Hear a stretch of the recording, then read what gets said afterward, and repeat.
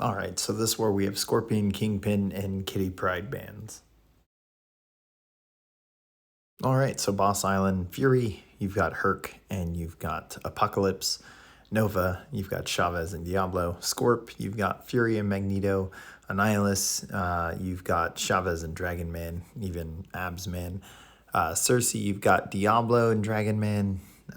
Arcus, you've got Chavez and Diablo. Korg, you've got Omega Red and Rolk. And then Infamous Doom, you've got Gallon and Diablo. Mystic Subdue options will work there. 1 through 3 on the way out, Cap Sam, Hulkling, or Gallon. Path 1, Immortal Abomination, you've got Nimrod, you've got Nebula, and then Omega Sentinel, you've got Gallon and Nebula. And then Path 2, Wong, S99, Titania, Domino, you've got Nimrod and Omega Sentinel. Path 3, Nimrod, you've got Claire and Nebula. And then Weapon X, you've got Omega Sentinel and Nimrod. 4 through 6 on the way out, Doom, you've got Mr. Negative and Magneto. On the way in, Apocalypse, you've got Chavez and Gallon. Path 4, Havok, you've got G99 and Warlock. And then for Knull, you've got Doom and Shang-Chi. Path 5, Longshot, you've got Titania's debuffs are pretty short, so you can use Titania. You can also use Rolk. And then for Kitty Pryde, you've got Omega Sentinel and Nimrod. Path 6, Spidey Supreme, Titania, and S99. And then Thing, you can go with Shang-Chi or Valkyrie. I mean, Black Cat, there are plenty of options. It's not like you're going to end up blocking Thing's special attacks anyways. 7 through 9 on the way out, Gore, Diablo, Chavez, Dragon Man. On the way in, Abs Man, Human Torch with an Odin pre-fight, or Apocalypse with the Odin pre-fight as well. Path 7, Mantis, Omega Red, and Apocalypse. And then Bishop, Infamous Doom, or you can use Ultron or War Machine. Path 8, Gallon, any of the Mystic Subdue options. So Chavez or Diablo. And then Venom, same thing, Chavez or Diablo. And then Path 9, Hulkling, Mystic Subdue options that are half immune. So you can go with Dragon Man. You can also go with probably Diablo as well. And then with an Odin pre-fight. And then Void, you can actually take that with Abs Man, or you can use Shang-Chi or Jabari Panther. 1 through 3 in section 2 on the way in, Quicksilver, you've got Fury and Gallon. Penny, you've got Gallon and Magneto. Spot, you've got Havok or Blade, or even Mole Man. 1 through 3 on the way out, Mojo, Titania or S99. Path 1, Man-Thing, S99 or Titania. Path 2, Mephisto, Human Torch, Nova Flame, or you can use S99. And then Magneto, Nimrod, Omega Sentinel still works too, or Hulkling. Path 3, Silver Surfer, you've got Gallon and Hulkling. 4 through 6 on the way out, Mangog, you've got Doom, you've got Chavez, you've got Mr. Negative, you've got Quicksilver. Path 4, OG Scarlet Witch, I would go with a non-crit option like G99 or Guardian, or I would go with Overseer. Path 5, Chavez, Doom, Quicksilver, Mr. Negative. Suri, I'm sure you could use Quicksilver, but Herc and Hulkling do just fine as well. And then Path 6, Maw, you've got Titania, S99, Human Torch. 7 through 9 on the way out, Terrax, you've got Diablo, you've got Rolk. Path 7, Kingpin, Omega Red, Apocalypse. And then Dragon Man, you can also use Apocalypse, or you can go with Nebula. Path 8, Rintra, I mean, any of the science options, really. You've got Mr. Negative, you've got Rolk, you've got Immortal Abomination, you've got Human Torch. And then Path 9, Mole Man, I would just take that with Rolk, or maybe go with Havok. If you can find someone comfortable with Valkyrie, you could use Valkyrie. And then Sasquatch, Overseer, or Rolk. That does it for defense. Let's take a look at attack. All right, so War 9 is against Matrix. Today I'm taking in Warlock, Chavez, and Doom. I've got Path 4 in both sections and a mini-boss on Boss Island. So it was a pretty intense war for me, and you're going to see why. So Path 4 in Section 1 here, we've got OG Scarlet Witch, who can be kind of annoying. I would actually recommend a Poison Immune here, which I'm using, Warlock, or a non-crit option.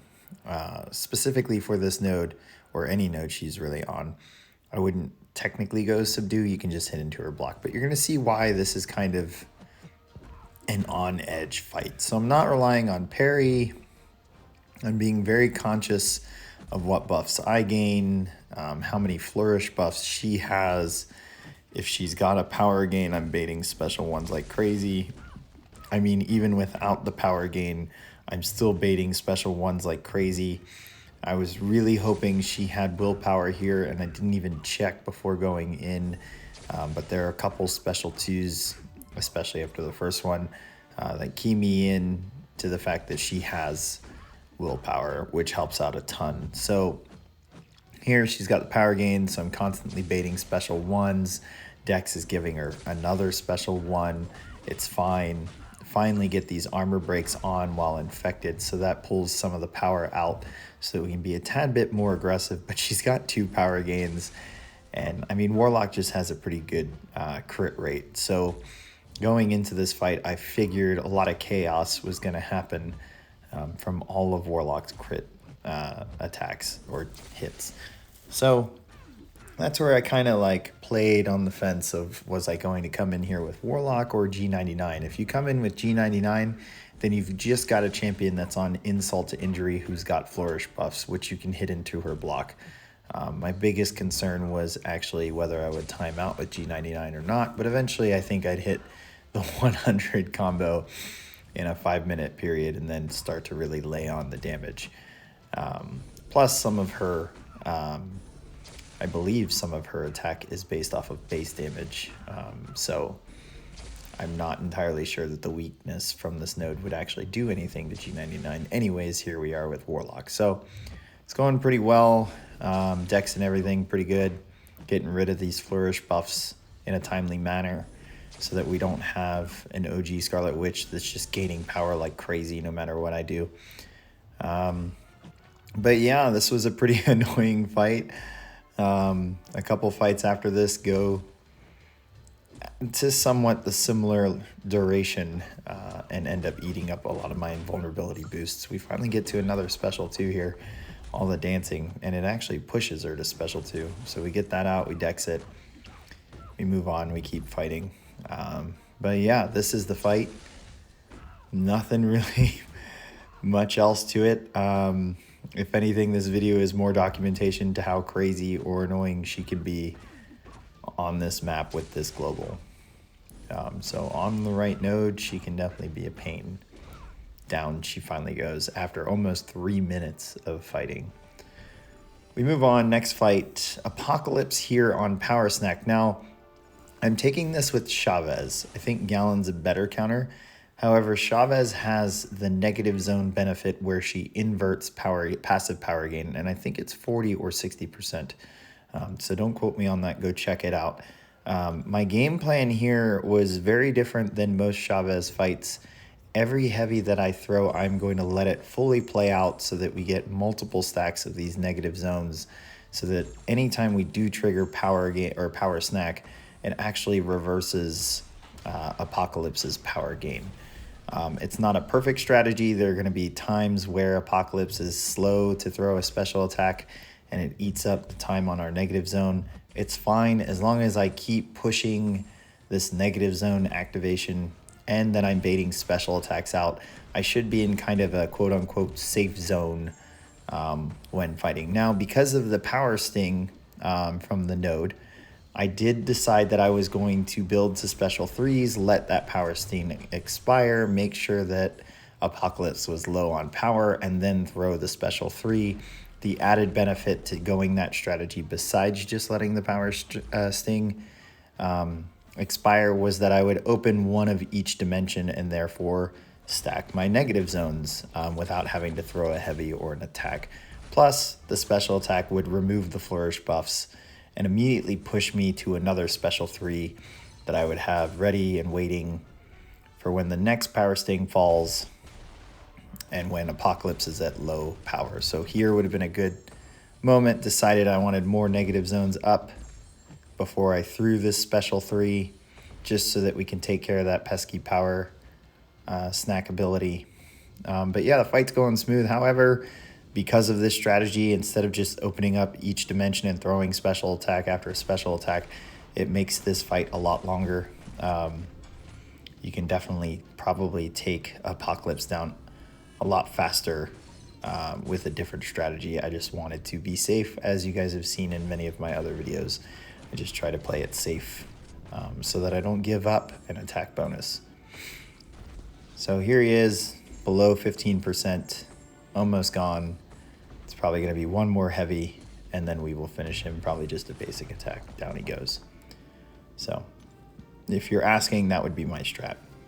Now, we have Mystic power boosts, and I don't want to waste another set, so I don't throw on tech power boosts for this Havok. And what you've probably seen is someone spamming special 2s back-to-back against Havok on path 4B in War. What I have shown before, though, is this strat where I block bait heavies, especially when he's already at a special 1.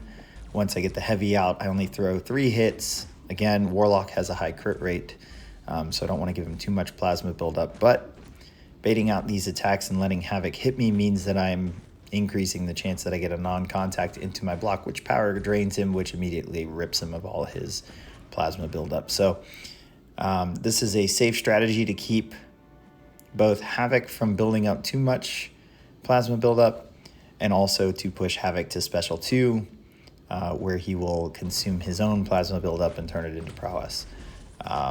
So we want to avoid him throwing special 1, and we want to push him to special 2, and we want to constantly power drain him. On top of that, since I don't have power backs, my strategy is to go at special 3. This puts a massive power drain on him, and we don't have to worry about any special attacks at this point. On top of that, we do a bunch of degen damage from the power drain, and then we're right back in the strategy. Now he gets really low on health, but it does not appear we would need another special 3. It would just take more time to build to that. So the way we're actually going to finish this is that after we get him to throw his special 2, and actually I think we keep him shy of it and he never actually gets it, we throw special 2 here, and then we end up KOing him on the next basic attack. So without tech power backs, that's what I would suggest. We don't have suicides on for that. Move on, Knull here. This is the start of the Doom War. So I got some tips from Nerd about how to approach these next 2 fights with Doom, since he is a Doom Master and has a rank 5 Doom. But here we're going to power start 1 on Knull. We're going to try to land an intercept or bait a heavy out. We're going to push him as far as we can in the power gain, and then use special 1 to strip him of that power gain. And then while he's unblockable, we're going to use his aggressiveness to push ourselves to power 3 through power steal. So here we are trying to get this heavy attack out, or trying to land an intercept. Knull isn't really playing ball, even though it's unblockable. We get an intercept there. Unfortunately, when I try to intercept him here, he throws special 1. It's fine. 1 special 1 is not going to be the end of the world. I just want to get to special 3 before the inverted controls hit. There, I was actually trying to dex, and then that magic thing with unblockable prevented me from moving. So we got to special 3. Great. Corruption was about to hit. So this will actually prevent everything because I had a stagger on. Then we go through the power steal to get to special 2, and we finish the fight. I don't even care if he comes and hits me. He does. He's going to KO from Incinerate. So that's the fight. The next one, after we heal up, is Doom here, rank 5 versus a rank 4 on Mighty Charge, Ebb and Flow, Intercept. Now, I'm not used to playing Doom in War, but there is definitely an aggressive strategy where you pretty much are safe as long as you have special 1 and special 3. And there are times during this fight, and you're going to see it, where I could very easily push him to special 2 or further and strip him of that power so that I can get to special 3 faster. And that's what you should do with Doom. However, I play this way too safe. You see there, especially in the beginning, I could have pushed him further to his special 2 when he wouldn't throw that special 1 and used my special 2 so that we could quickly get to special 3. Instead, I played it safe and baited out special 1 for about half, maybe even more than half, maybe 2/3 of the fight. That's pretty much how this goes. I play a little timid. When he's got special 1, I focus too much on baiting it out and then letting his aura fall, which is smart in a way if I'm going to get special 3. But in those moments, I could have gotten special 3 and then just waited for the aura to go out instead. Or even, yeah, no, I'd have to wait for the aura to go out. I wouldn't necessarily have to bait out special 1, but I can wait for his aura to end. So here you can see I'm holding on to special 2, waiting for auras to end, trying to squeak in a cheeky intercept, and he's not really having it. I believe this next one, we're going to try and get an intercept before we steal some power or push ourselves to special 3 because our aura is not up. We're not going to steal power. And then with the Fury and him being at about a bar of power, I decide that's when we're going to throw special 3. So no, again, it's after the special 1. But this is pretty much the tone of the fight, at least with me playing it. Again, could have been way more aggressive at that moment since I was so close to special 3, pushing him to special 2, knowing that coming out of this special 3, he would have been stunned and I would have had my aura up, so I could have stolen power. And I have Mystic Power backs on, so it actually makes it a lot easier. And see, again, here, I kind of back off and slow down when I can push him to special 2 and steal power. So that would be the critique in the future for anyone who tries this, or if I try this again, is that in those moments, you are actually aggressive, steal the power, get to special 3, knowing that you're going to get to special 3, regardless of him about to be at special 2 or at special 2. Because as long as he has special 2 and no aura up, you can just block the whole thing. Get the intercept there into special 1 or special 3. So I'm going to do it again here. I believe this is the last special 3, hopefully, that I'm not as aggressive as I should be. So here, I should try and get this heavy, steal the power. We don't quite get there, do it again instead of trying to bait this out. And I go back to baiting it out.